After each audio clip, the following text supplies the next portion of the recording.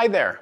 In this video, we'll be covering 5 tips for working with a memoir ghostwriter. Memoirs aren't easy books to write for an author or a ghostwriter, and these tips will help prepare you for the journey ahead. By the end of this video, you will learn the importance of being ready to confront your story, the power of vulnerability, and the one question you really need to ask of prospective ghostwriters.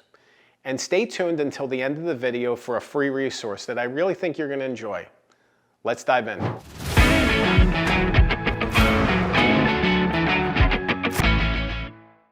Memoirs by nature are emotional.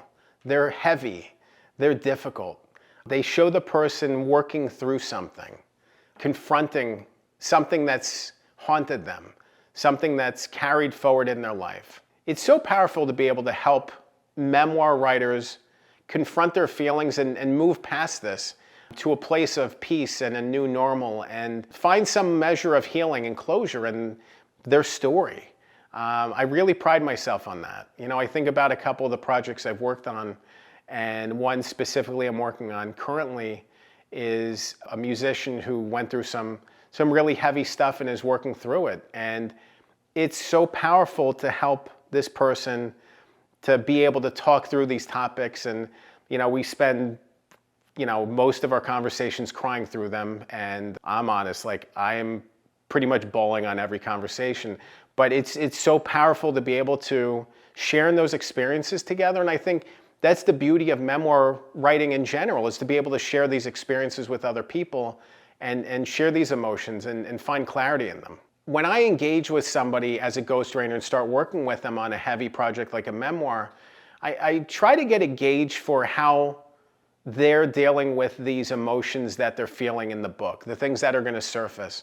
Because a lot of these things can be very triggering and difficult. You know, when you're drudging up all of the worst things in your life again and again and again, it can be overwhelming. You really have to be ready for it. You need to be in a place of contentment, of healing, of stability to be able to confront these things properly, because otherwise it can send you spiraling. I think of one person I worked with, and their story was really heavy and difficult, and they weren't quite through it yet. They're still working through it.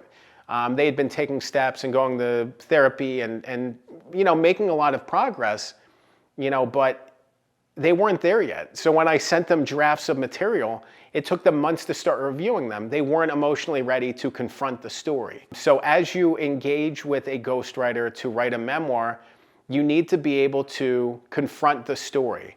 That doesn't mean it's all going to be easy, but you need to be able to face it and take a step back and recognize that this thing on the page is your story that's being told. And not just being told on the page, but in meetings and conversations. You could end up talking through some of these things 2 and 3 and 4 times. That's heavy. It's difficult. It's a lot to work through that.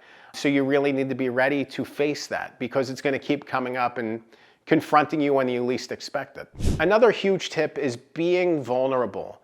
So many people, when they write a book, they don't want to go there. They don't want to share everything. They don't want to talk about their vulnerabilities and fears and inner struggles. Those are the things that make the book meaningful to read. Otherwise, why is somebody reading this book? If they're not learning how you're struggling, if they're not learning how you're working through it. And that's what this is really all about. It's not just about glorifying the heavy stuff. It's talking about being able to handle it and get to the other side of it. And that's where it gets really helpful for somebody else. You're really working to get to the other side of it so you can help somebody pull them along too. If they're facing something similar, that you can help them, that you can help them past their own crisis point, just as somebody may have helped you. So being able to keep that in mind and being able to maintain that mindset is huge. Connect the dots. I think we've all played that game when a kid where you're following along the numbers and you connect this and this and this and this. Where did the dots connect? Where did they not connect? Where could they be stronger? This isn't about making fake connections just to say that this thing connects and this caused this, but it's about cause effect. It's understanding how the story all pieces together. The trauma that you experienced in your younger years, how did that manifest later? How did that tie back? How did you heal from it? How did these things go in and out of your life? You need to be able to connect those dots to have the biggest impact with the message you're sharing, Otherwise, it's just a bunch of stories thrown together. Connecting the dots allows you to really bring out the meaning and purpose behind your stories. It's so easy when we're writing a memoir to just throw in a bunch of stuff and say, hey, this matters.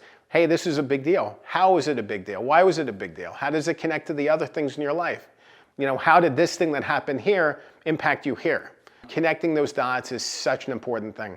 To that point, I really focus on thinking inside and outside the frame for a book. What is inside the frame of your story and what's outside the frame of your story? This isn't about just throwing every single thing that happened to you into the book. It's about thinking about what the frame is for your book and the stories that go inside of it and go outside of it. This is the iceberg theory where 7/8 of the story is water. The things that are hidden are important and they could matter on the fringes and outside of the frame, but what goes inside of the frame matters. You don't want to waste time and space and the reader's focus telling stories that don't connect inside the frame. Ultimately, you want to find a ghostwriter who has experience in this area, who has experience with memoirs, who has experience with heavy projects, who's told difficult stories like this before. In the wrong hands, this story could be mistold. So you want to find somebody who has the experience to go deep with you, to explore these heavy topics, while also telling the story in a creative way.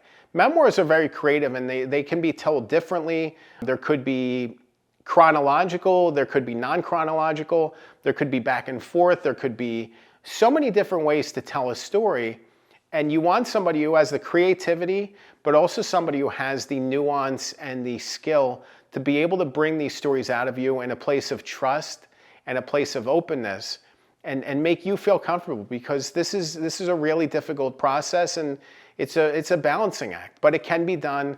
And through that balancing act and through that effort comes healing for you and insights for other people to help them. There are so many elements to working with a ghostwriter that I have not included in this video, but I want you to have those resources. I want you to have that understanding as you proceed in this process. So if you're thinking about engaging with a ghostwriter, I really want you to watch the next episode. It's called 7 Critical Steps to Working with a Ghostwriter. In that video, I tackled the mindset behind the collaboration, how much of the process involves you, because I think there's a misperception about just giving your story to a ghostwriter and just having them write it. Like, this is a super collaborative process, especially if you're working on a memoir, and it really needs you to be a good book. Without your input, without your best, without your commitment and dedication, this book isn't going to happen. But I really want to empower you to work with a ghostwriter who's going to help you bring out the very best in your story